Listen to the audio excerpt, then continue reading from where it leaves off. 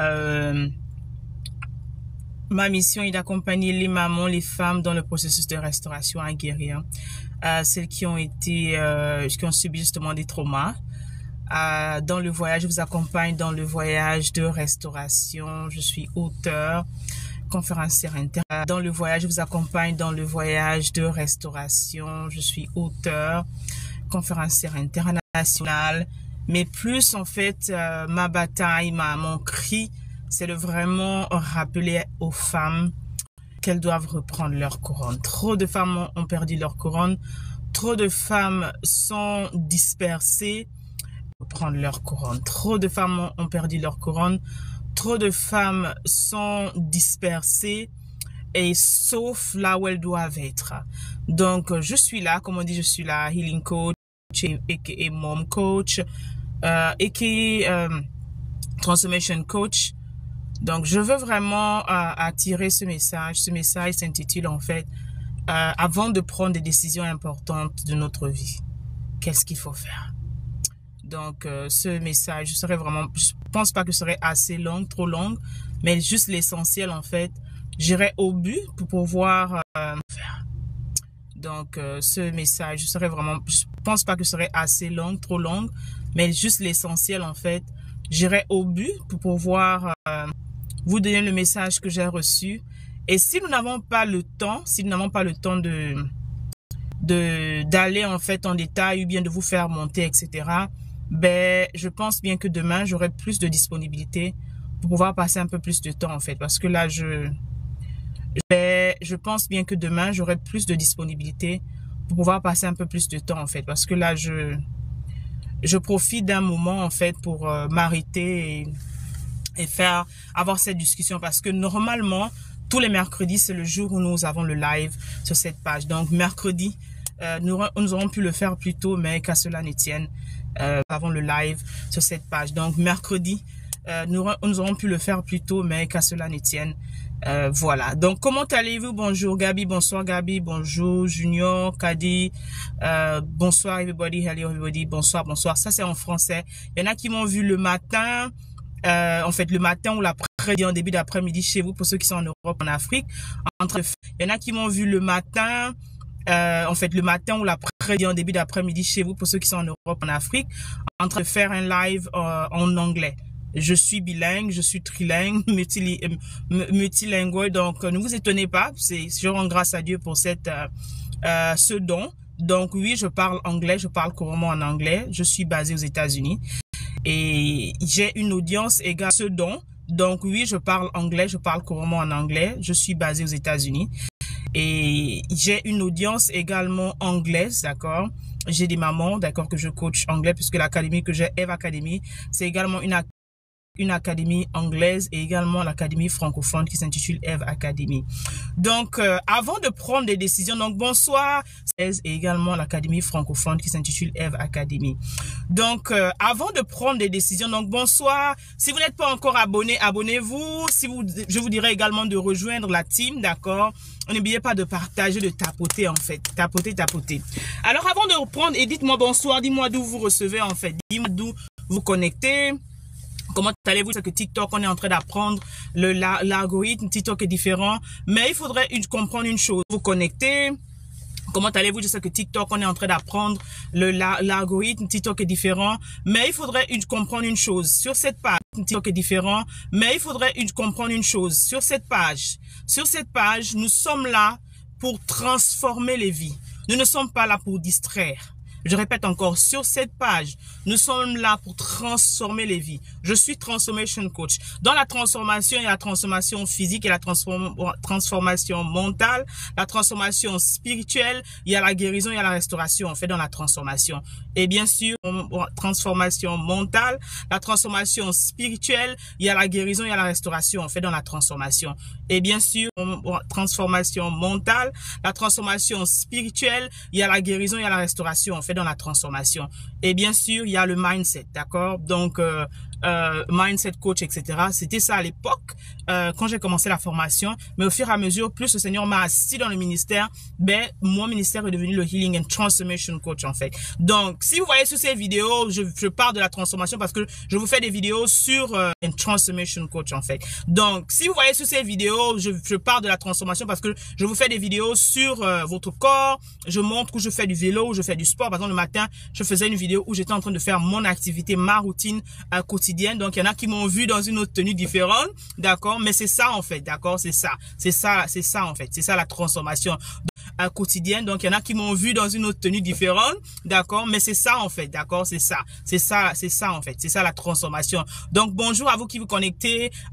Aujourd'hui, on va discuter. Je dis encore que on aura peut-être environ 30-45 minutes si on n'a pas trop de temps aujourd'hui, parce que je suis en train de profiter du temps que j'ai un peu entre mes rendez-vous. Et demain, en fait, je vais revenir par la grâce de Dieu, ou vendredi. On aura plus de temps, en fait, entre mes rendez-vous. Et demain, en fait, je vais revenir par la grâce de Dieu, ou vendredi. On aura plus de temps, en fait, de s'étaler, de vraiment discuter, où vous aurez le temps de poser plus de questions. Mais n'hésitez pas également, même après ce live, si vous avez des questions, n'hésitez pas de les envoyer dans notre inbox, ok? Donc, voilà. Avant de prendre, bonjour Marie, bonjour Agono, bonjour Baby, bonjour Emeka, etc. Avant de prendre des décisions importantes de la vie, qu'est-ce qu'il faut faire? De plus en plus, on remarque que aujourd'hui, en fait, on ne se rend pas compte, en fait, de la vie. Qu'est-ce qu'il faut faire? De plus en plus, on remarque que aujourd'hui, en fait, on ne se rend pas compte, en fait. On prend des décisions sous les émotions. Les erreurs que les gens prennent, pas les erreurs qu'on prend, en fait. On prend les décisions importantes de la vie sous les émotions. Partagez le live, faites juste, c'est gratuit, en fait, juste tapoter comme ça, juste tapoter. On ne vous donne sous les émotions. Partagez le live, faites juste, c'est gratuit, en fait, juste tapoter comme ça, juste tapoter. On ne vous demande pas quoi que ce soit. Nous sommes là pour faire grandir, changer la communauté, aller à un autre niveau. Tout ce qu'on vous demande, c'est votre participation, c'est votre intégration, c'est votre échange, en fait. La seule chose que vous aurez à faire, c'est juste tapoter, c'est juste tapoter, en fait, c'est juste la chose que vous aurez à faire, c'est juste tapoter, c'est juste tapoter, en fait, c'est juste tapoter, c'est juste, comment on appelle ça? Partager, en fait, d'accord? Parce que nous avons des informations qui transforment, d'accord? Qui transforment et pas qui déforment. Beaucoup, de plus en plus, on est dans la distraction, on est habitué, en fait, dans le buzz, on est habitué, en fait, dans les clashs, etc. Nous ne sommes pas là. Il y a une génération qui se lève pour transformer. Il y a une génération qui se lève en mission. Il y a une génération qui se lève avec la fervence, avec ce boldness, ce courage pour vous dire, arrêtez d'être dans la distraction. Les décisions importantes que beaucoup ont prises dans la vie aujourd'hui, ils ont regretté 5 ans, 10 ans, 15 ans plus tard, même 3 ans plus tard, même des fois 2 mois plus tard. Pourquoi? Parce qu'ils n'ont pas tenu compte de ce dont je vous parle, en fait. Ce sont des masterclass. Je dis toujours aux gens que quand vous me voyez assise, vous me voyez, je prends mon temps parce que mon temps, c'est la chose la plus précieuse que possible. Le temps est plus important que l'argent, oui. Ne faites pas que les gens vous disent, ne suivez pas ce que les gens vous disent. Le temps, tu ne l'auras plus jamais. Tu peux perdre de l'argent et gagner de l'argent. Mais le temps est la chose la plus précieuse. Et l'un de mes mentors, en fait, dit toujours que je n'ai jamais vu un riche négliger son temps, mais je n'ai jamais également vu un pauvre, d'accord, prendre au sérieux son temps.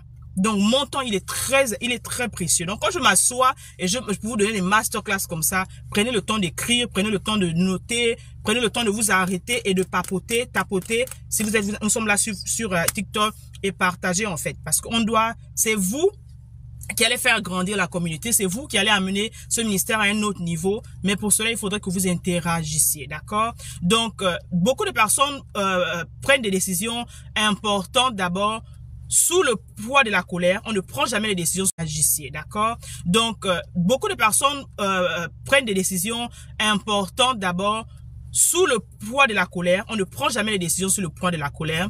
On ne prend jamais les décisions, en fait, lorsqu'on est émotif, c'est-à-dire que lorsqu'on est fâché, même lorsqu'on est content ou lorsqu'on est confus, en fait. Je répète encore, on ne prend jamais les décisions sous le poids des émotions.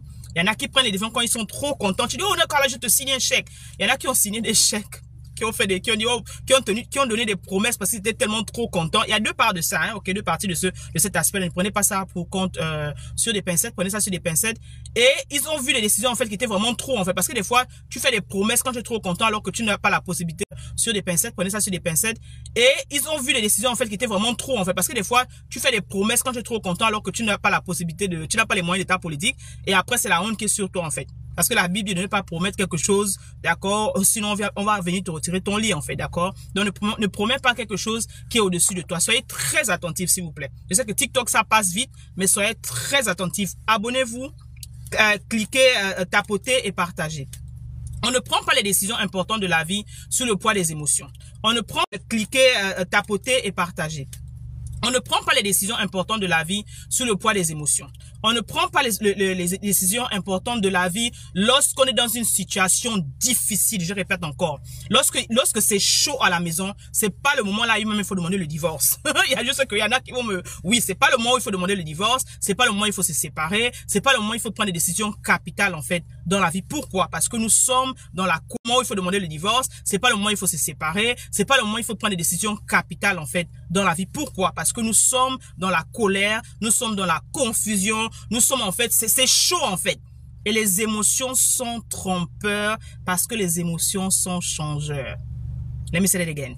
Les émotions, la raison pour laquelle je vous dis et je vous conseille de ne jamais prendre des décisions importantes de votre vie sous le poids des émotions, parce que les émotions sont trompeurs et les émotions sont changeurs. Les émotions changent. Dans une minute, d'accord, tu peux être en train de pleurer. La minute plus tard, tu peux être en train de sourire, etc. Tapoter sur la vidéo. En une minute, d'accord, tu peux être en train de pleurer. La minute plus tard, tu peux être en train de sourire, etc. Tapoter sur la vidéo. Quand vous venez, abonnez-vous si vous n'êtes pas encore abonné. Merci pour votre présence. Nous parlons des erreurs qu'il faut éviter de faire, en fait, des décisions importantes de la vie, en fait, d'accord? Donc, les émotions, le coup de la colère, lorsqu'on est content, lorsqu'on est d'accord à une certaine comment dire, en colère, etc., évitez de prendre des décisions importantes de votre vie, en fait, lorsque ces émotions là sont à une certaine Pourquoi je le dis, en fait? De plus en plus, il y a beaucoup, et à plusieurs reprises, la majorité des lives, j'interviens beaucoup dans les lives instructifs, d'accord? Parce que mon temps est précieux. Quand je vois que c'est un endroit où les gens sont polis, les gens sont calmes, les gens cherchent à la transformation, il n'y a pas de critique. Et à plusieurs reprises, beaucoup de personnes, parce qu'aujourd'hui, les familles souffrent beaucoup. Et les familles souffrent beaucoup, pourquoi? Parce qu'il y a beaucoup de familles qui sont divisées. Le taux de divorce dans la junte, d'accord, dans la société ou du côté, je sais pas comment dire, société, clan, chez les Noirs, d'accord, de toi et moi qui ressemblent à toi et moi, est plus élevé par rapport aux autres, d'accord, des autres sociétés, en fait, si on peut le dire, en fait, des autres cultures. Pourquoi? Parce que nous négligeons la famille. On prend des décisions quand on est énervé. On prend des décisions quand ça ne va pas. On prend des décisions au moindre petit problème. Pourquoi? Parce qu'on ne réfléchit pas aux conséquences à long terme. La majorité des personnes qui ont demandé le divorce lorsque c'était dans une situation désastreuse, plusieurs années, même ici aux États-Unis, reviennent souvent pour dire: j'aurais voulu attendre que le feu s'éteigne à la maison. J'aurais vraiment voulu aimer, en fait, connaître ce que je connais maintenant. Je n'aurais jamais divorcé. J'aurais vraiment eu le contrôle de moi-même pendant cette saison où c'était chaud chez moi. Je n'aurais jamais, en fait, ouvert la porte, d'accord, et chassé mon mari. Tellement de choses, en fait, qu'on regrette. Pourquoi? Parce que ces personnes-là ont pris des décisions importantes sous le poids des émotions, sous le poids de la colère. B. On ne prend jamais, ok? Ce sont des gens, d'accord, qui sont les leaders, des gens qui réussissent, qui sont équilibrés. Parce qu'il faut prendre les conseils des personnes qui sont équilibrées dans leur vie, en fait. On ne prend jamais les conseils, les décisions importantes dans la vie après 15 heures. Yeah. On ne prend jamais des décisions importantes dans la vie. Que tu sois CEO d'une entreprise, que tu sois, peu importe, après 15 heures. Pourquoi? L'heure, je vous parle, en fait, je vous ai dit que c'est une masterclass en 25 minutes. Le cadre, en fait, d'accord, vous voyez l'heure, d'accord, est divisée, la montre est divisée en 24 heures, n'est-ce pas? Il y a 12 heures du jour, 12 heures de la nuit. Les 12 heures de la journée, en fait, ce sont les 12 heures de la journée où il y a l'énergie, en fait. Je parle beaucoup d'énergie parce que tout est énergie. Ta parole est énergie. Tes pensées sont énergie. Tout ce que tu fais, c'est l'énergie, en fait. Pendant qu'on est en train d'interagir, nous produisons l'énergie. Donc, ton énergie est à pic. Ton mental est dans, comment dire, est dans à plus comment on appelle ça, je peux pas dire jus, mais tu es plus aware, tu es plus alerté, tu es plus alarmé, tu as plus, comment dire, tu es plus conscient, tu as plus d'énergie, en fait, d'accord, positive, pendant les 12 premières heures de la journée, surtout les 6 premières heures de la journée, en fait. Ce qui fait que, lorsque tu réfléchis, tu es plus conscient et tu as plus, comment dire, tu as plus tes aptitudes, en fait. Donc, lorsque tu dois prendre des décisions importantes. Si vous voyez même dans notre culture africaine, souvent même au corps de gare ou etc., des décisions, lorsqu'il fallait prendre des décisions importantes dans notre vie, en fait, dans notre culture au village, tu ne verras jamais les vieux, les sages du village convoquer la réunion, en fait, au coucher du soleil. Jamais. Généralement, c'est très tôt le matin, en fait. Et je sais qu'il y a même beaucoup de cultures dans lesquelles, si tu viens même demander la main d'une femme après le coucher du soleil, on te dit que non, on ne célèbre pas les mariages la nuit, en fait. Il y a certaines cultures, en fait. Pourquoi? Parce qu'il y a des principes spirituels qui obéissent, en fait, à la nature, en fait. Donc, après 15 heures, tu ne devrais pas, je te conseille de ne pas prendre des décisions importantes de ta vie. Je dis encore, nous ne sommes là que pour vous guider. Vous faites ce que vous voulez. Vous faites comme vous voulez. Mais nous sommes là pour transformer, en fait, cette nouvelle génération qui veut aller à un autre niveau, en fait. Maintenant, avant de prendre les décisions, en fait, d'accord, maintenant que je vous ai donné ce terrain-là, avant de prendre des décisions importantes de la vie, qu'est-ce qu'il faut faire? Maintenant que tu connais ce qu'il ne faut pas faire, qu'est-ce que tu dois faire maintenant? Il faut comprendre que tu dois te poser la question 1. Est-ce que la décision que je prends aujourd'hui, écoutez très bien, est-ce que la décision que je prends aujourd'hui, dans 5 ans, dans 6 ans, oh bonsoir Grand Billy, comment allez-vous? Merci d'être là. Dans 5 ans, dans 6 ans, dans 3 ans, dans même 1-2 semaines, est-ce que cette décision-là va impacter ma vie de manière positive ou de manière négative? Je répète encore. Avant de prendre des décisions importantes de la vie, tu dois te poser cette question. Est-ce que cette décision que je prends aujourd'hui, parce que maintenant, les gens divorcent toutes les 2 minutes, toutes les 5 minutes, tous les 100. Est-ce que, ok, je demande le divorce parce que je suis fâché. Et je t'ai dit déjà au début, on ne prend pas les décisions lorsqu'on est fâché. On ne prend pas les décisions après 15 heures. On ne prend pas les décisions quand on est sous le poids des émotions. On se calme d'abord. On se contrôle d'abord. On s'assoit. On étudie. Quand les émotions sont calmées, on s'assoit et on discute pour voir ce qui ne va pas. Qu'est-ce qui pousse l'autre à réagir? Qu'est-ce qui fait en sorte que toi, tu t'énerves en fait à X et Y? Beaucoup de personnes ont pris des décisions fatales de leur vie. Elles étaient irréversibles. Quelle est la conséquence à long terme de la décision que je prends aujourd'hui? Si je demande le divorce, je suis marié, je demande le divorce aujourd'hui. Ok, dans 5 ans, dans 10 ans, est-ce que je me suis vraiment assise et j'ai regardé les conséquences? Est-ce que j'ai regardé les conséquences? Quand on parle des conséquences sur le plan émotionnel, pour toi-même en tant que femme. Parce il a été prouvé que la majorité en fait des femmes, la majorité en fait des personnes qui demandent le divorce, ce sont les femmes. En tant que femme, je dis encore, ce message-là, c'est pas pour tout le monde. Ce n'est pas pour tout le monde. Ce sont des personnes qui sont conscientes, qui s'asseyent et qui disent que oui, j'ai fait des erreurs, qui sont prêtes à apprendre et qui sont prêtes à être transformées.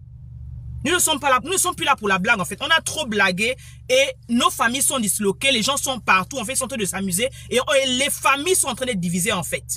La preuve, regarde ce qui se passe chez ton voisin. Si je prends la décision de demander le divorce aujourd'hui en fait, est-ce que j'ai réfléchi aux émotions en tant que femme? Je répète encore, la femme a été créée pour être l'aide d'un homme. La femme n'a pas été créée pour être seule. La femme a été créée pour répondre à un besoin émotionnel profond dont souffrait l'homme. Donc toi, quand on dit, en anglais on dit « men were wanted but women you need », c'est-à-dire que l'homme a été voulu en fait. L'homme n'avait pas le choix. Dieu, il fallait qu'il crée l'homme parce qu'il avait besoin de quelqu'un en fait pour lider le jardin. Il avait besoin de quelqu'un pour travailler, pour s'occuper en fait des plantes. Mais la femme, toi en tant que femme, tu es là pour répondre, pour remplir en fait, d'accord, justement, pour combler ce besoin-là. Parce que les arbres ne pouvaient pas parler à Adam. Comment on appelle ça? Les chats, les chiens ne pouvaient pas parler à Adam. Mais le côté émotionnel que l'homme n'a pas généralement facilement en fait, c'est la femme qui vient mettre le bémol. C'est la femme qui vient mettre l'eau dans le vin de l'homme en fait. C'est la femme qui vient adoucir le corps de l'homme. C'est la femme qui vient en fait, d'accord, comment dire, réjouir le cœur de l'homme. Parce que la Bible dit, elle fait du bien à son mari. Elle fait du bien et non du mal à son mari tous les jours de sa vie. Elle ne fait pas du bien quand il est parfait. Elle ne fait pas du bien quand il se comporte bien. Elle ne fait pas du bien quand il ramène ce qu'il doit ramener, etc. Non, tous les jours de sa vie. Qu'est-ce que cela inclut? Cela inclut que, en tant que femme, avant même d'aller dire oui, tu devras toi-même te connaître. Qui es-tu en tant que femme? Quelle est la vision que tu as en tant que femme? Et je dis toujours à toute femme doit avoir une vision. Et elle doit comprendre que partout elle est en mission. Quand tu rencontres ce roi-là, ce futur roi-là, quelle est sa mission? Mais sa mission, pour comprendre et connaître sa mission et aller sous sa mission, qui est égale à la soumission, toi la femme, tu dois pouvoir comprendre que, ok, est-ce que moi en tant que je suis ici Jeannette, est-ce que mon caractère, est-ce que je suis humble, est-ce que je suis travaillé, préparé pour accepter d'être sous l'autorité de cet homme-là? C'est ça qu'avait dit le mari, en fait. Il y a un monsieur qui avait dit, en fait, lors de la c'est la parfaite. Si tu n'es pas prêt à être soumise, ne te marie pas. Quand il a dit ça, il make sense. Si tu n'es pas prête à être soumise à un homme, ne te marie pas. Parce que ce n'est pas, tu ne peux pas, numéro 2. Si tu ne peux pas respecter l'autorité d'un homme, ne te marie pas. Tu n'es pas prête. Donc, quand vous prenez les décisions, en fait, parce qu'on parle des décisions importantes de la vie, quand vous prenez des décisions sans tenir compte, en fait, de ces choses-là, d'accord, vous ne réfléchissez pas aux conséquences, d'accord, futures, dans 5 ans, dans 2 ans, dans 3 mois, d'accord, vous réagissez sur le plan des émotions. Quand les émotions sont parties, d'accord, quand les émotions sont finies, quand les émotions sont terminées, quand tu as fini la colère, etc., tu as chassé peut-être l'homme de la maison, ou tu es allé signer le divorce, tu te retrouves assise dans la maison, il est parti. La colère est finie, hein. Tu reviens à toi-même. Tu te retrouves vide dans la maison. Je laisse d'abord le côté des enfants, on va en venir. Tu te retrouves seule dans la maison. Tu te retrouves assise dans la maison. Donc, peut-être tu laisses la maison parce que les femmes, ils se retrouvent dehors, dans la voiture, etc. Tu te retrouves avec la maison. Mais tu te retrouves avec une maison, tu te retrouves dans une maison, tu te retrouves dans un château dans lequel il n'y a pas d'autorité en fait. Et il n'y a pas de danger. La femme, d'accord, parce que j'ai encore dit encore, tout ça sont les révélations en fait. C'est un danger pour une femme d'être sans autorité. Je pèse mes mots. And I know what I'm talking about. C'est un danger pour une femme d'être sans autorité. La femme a été construite pour être sous la mission de quelqu'un. En fait, quand la femme est sans autorité, c'est un danger. Parce qu'en nous, facilement, il y a ce côté rebelle. Facilement, en nous, il y a ce côté rebelle. C'est pour ça que Dieu n'a pas demandé à la femme d'aimer. Dieu a demandé à l'homme d'aimer. Mais dans la femme, il y a le mâle, il y a la femelle en même temps. Comme dans l'homme. Lorsque la femme n'est pas sous l'autorité de quelqu'un, facilement, c'est le côté, en fait, homme qui domine, en fait. Facilement, c'est le côté rebelle qui sort parce que il va falloir, en fait, développer ses, testostérone, etc. pour se défendre, etc. Donc, tu deviens un homme, en fait. Donc, quand l'homme là est sorti de ta maison, d'accord, il est sorti de ta vie, tu deviens l'homme et la femme. Quand tu étais énervé, quand tu as pris cette décision, tu n'as pas pensé à ça. Tu n'as pas réfléchi à ça. Et je dis encore, lorsque je parle ici, je ne te parle pas de la maison dans laquelle on te tapait tous les jours. De la maison dans laquelle on te tapait où ta vie était en danger. Non. Je ne te conseillerais jamais de rester dans un endroit où ta vie est en danger. Je suis chrétienne, mais la vie, le contrat de la vie est plus important que le contrat du mariage pour Dieu. Je répète encore, je ne te conseillerais jamais de rester dans une maison dans laquelle on te maltraite, où ta vie est en danger, où te dit non, parce que je suis coach chrétien, va prier, va jeûner, cet homme-là va arrêter de te taper. Je suis désolé. Tu dois d'abord te sauver. À un moment, en fait, c'est-à-dire que tellement on a tout mis spirituel qu'on ne réfléchit plus, en fait. Use your head. Si tu es dans un endroit où on te tape tous les jours, cette personne-là ne t'aime pas. Même si tu pries, cette personne-là, même si son mariage doit marcher plus tard, cette personne-là, d'accord, doit d'abord être restaurée. Il y a quelque chose qui ne va pas avec lui pour taper une femme. Si c'est dans ce cas où tu demandes le divorce, ce message n'est pas à toi, n'est pas pour toi. Ce message n'est pas pour toi. Mais si tu es dans le cas où tout va bien, pas que tout est parfait, tout va bien le meilleur du monde, et que il y a un problème en fait à la maison, et à cause de ça, tu te lèves, tu dis moi je suis fatigué, moi je ne veux plus, etc. Tu prends tes clics et tes claques. C'est à toi que je parle. Avec tout le respect possible, avec tout l'amour possible, sans te juger. Tu te dis ok, tu ne penses pas à ces respects. Maintenant, numéro 2, est-ce que la décision que je prends aura un impact? Quel sera l'impact si vous avez des enfants? Quel sera l'impact positif ou négatif chez mes enfants? Beaucoup de personnes prennent ces décisions importantes, ne pensent ni à leur conjoint, ni à leur conjointe, surtout encore moins à leurs enfants. Il a été prouvé, démontré que la majorité des enfants dont les parents ont été divorcés sont traumatisés à vie, reçoivent en fait leurs études est troublé en fait, leur comportement est troublé en fait. Ce sont les enfants qui ont du mal à être insérés dans la société plus tard. Ce sont des enfants qui reproduisent les mêmes traumatismes qu'ils ont vécu. Ce sont des parents, des personnes, surtout les filles, d'accord, qui n'arrivent plus à avoir confiance aux hommes. Ce sont des hommes, en fait, des hommes, s'ils regardent comment son père traitait sa mère, si lui, il n'est pas conscient, si lui également, il n'est pas restauré, parce que de l'autre côté, ce sont des hommes, en fait, qui vont dans les maisons et qui deviennent les mêmes bourreaux que leur papa, en fait. Quelles sont les conséquences de ce divorce-là sur mes enfants? Je dis encore, s'il n'y a pas coups et blessures, si ta vie n'est pas en danger, tu peux arranger les choses.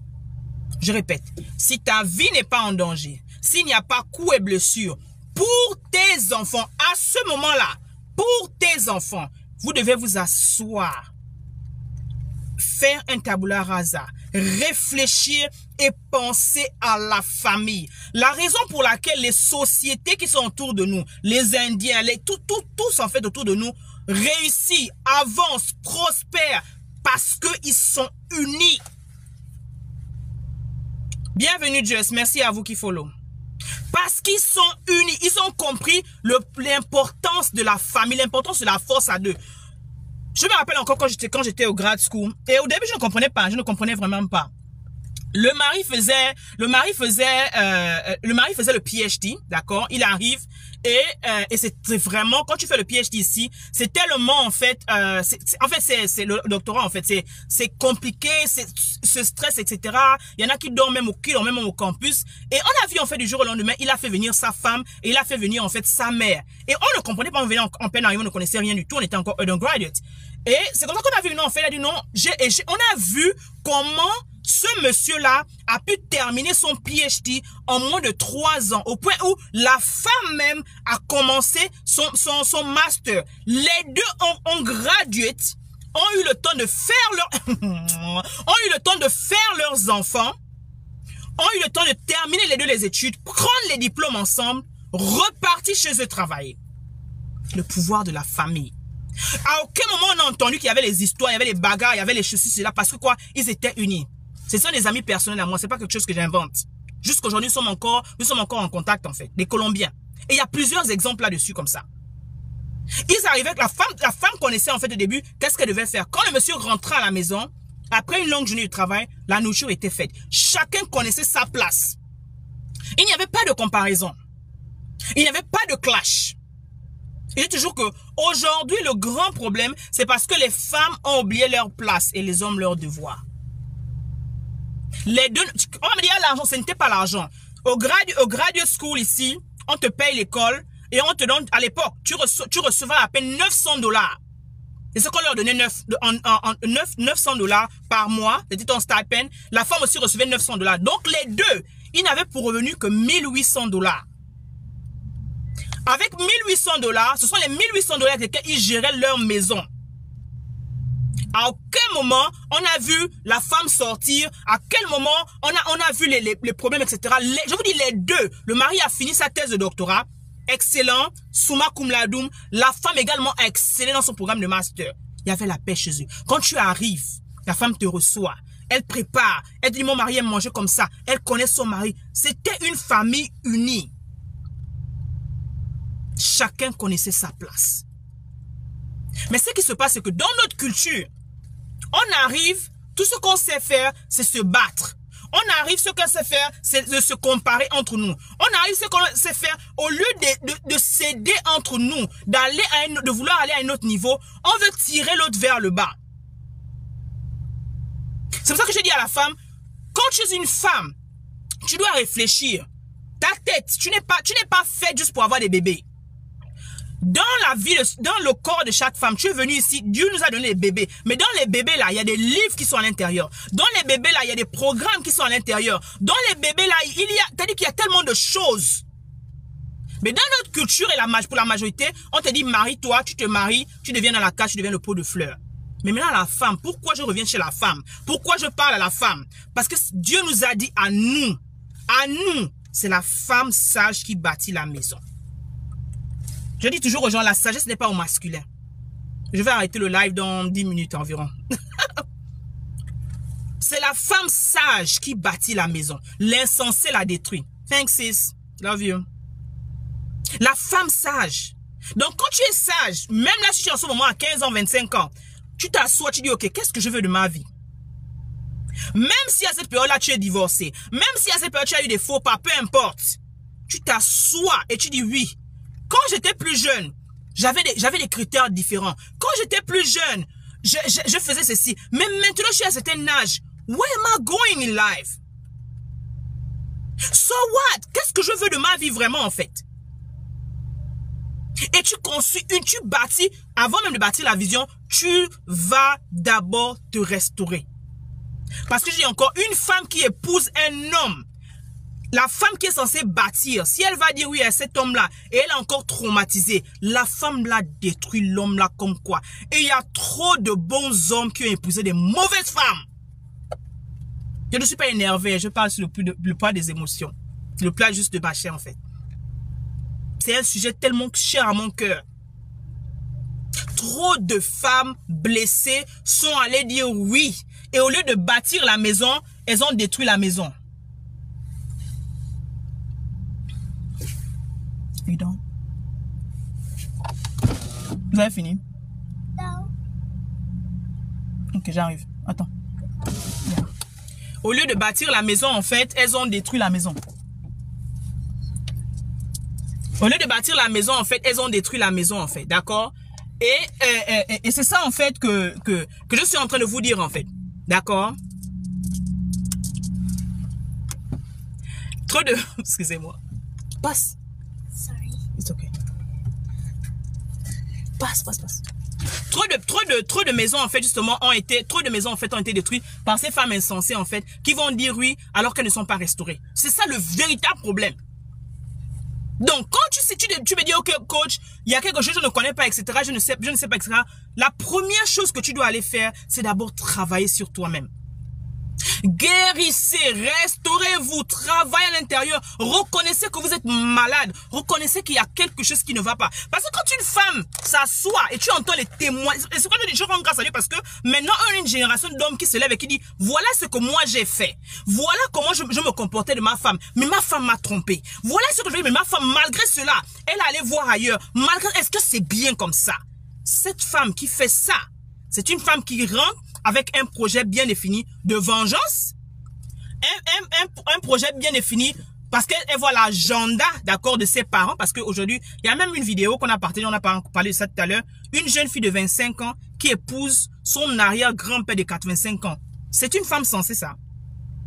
C'est l'amour, ça. Elle va aller bâtir quoi chez quelqu'un qui n'a plus de jus. Mais ce genre de choses, on encourage parce que c'est le business de la famille. Mais ça détruit la famille. Elle va même construire même quoi? Et il a été prouvé que même s'ils font des enfants, ces enfants-là aura un pourcentage, d'accord, auront beaucoup de choses à même à produire des Mongols en fait. On ne réfléchit pas. Parce que sur le plan génétique, d'accord, sa substance n'est plus saine en fait. Oui, c'est vrai que l'homme peut faire des enfants à tout temps, à tout âge. Mais ce n'est pas une décision sage pour la femme. Donc, t'assois, tu réfléchis, où est-ce que je viens, d'où est-ce que je viens, qu'est-ce qui s'est passé dans l'ancienne relation, qu'est-ce qui s'est passé, etc. Et tu cherches qui va t'aider. Que tu sois en France, que tu sois aux États-Unis, que tu sois en Afrique. Si tu n'as pas la possibilité de t'offrir des coachs, etc., il y a des tatas, je ne te demande pas d'aller prendre les tatas aigris. Je ne te demande pas d'aller prendre les tatas qui ne croient plus en l'amour. Je ne te demande pas les tatas qui insultent les hommes en longueur de journée sur TikTok. Non. Je te demande de t'asseoir et d'aller chercher quelqu'un. Si tu es une Esther, va chercher ton Mardoché. Si tu es une Ruth, va chercher ta Naomi. Tu as besoin d'un mentor. Tu as besoin de quelqu'un pour t'accompagner, pour te montrer la direction pour la vie, en fait. De la vie.